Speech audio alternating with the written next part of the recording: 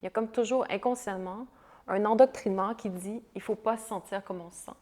Le résultat de ça, c'est que l'énergie qui cherchait à être mobilisée dans notre vie, dans des situations, qui devait être engagée intelligemment dans les situations qu'on vit, que ce soit dans la cour d'école, quand on était petite, jusqu'à nos relations actuelles, jusqu'à même les fluctuations du monde dans lequel on vit, bien, tout ça, ça reste bloqué et réprimé à l'intérieur de nous.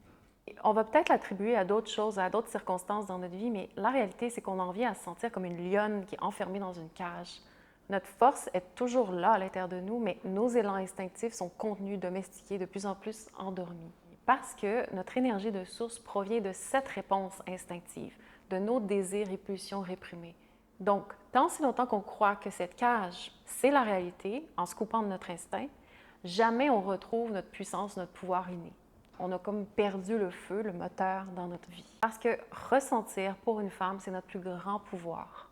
En revenant dans notre corps, on retrouve progressivement l'accès à notre réponse instinctive, à notre intelligence naturelle. On réapprend à répondre de façon plus juste à notre réalité au lieu d'être prisonnière des réflexes mentaux automatiques qui sont là par défaut.